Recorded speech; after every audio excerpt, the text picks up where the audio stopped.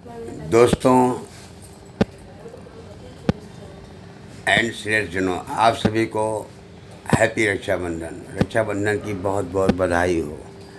आज हमारी बिटिया खुशी कसौधन हमार दोनों बेटवा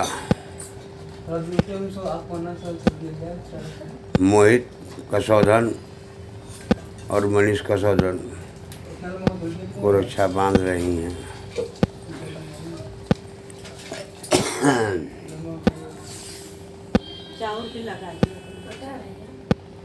ये हमार मलकिन नीचे बैठ के बतिया रही हैं।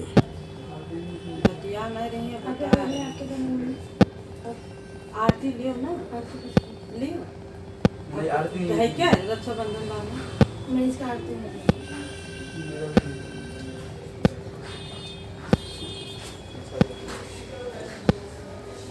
अब धै के फिर बैठ के नहीं लो।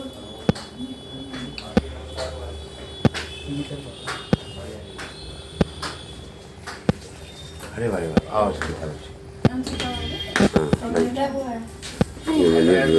कैश इनकम थोड़ा सा बढ़ जाएगा, एक आधा %। हमारे नमस्ते बच्ची, हमारे विकास भैया भी आ गए।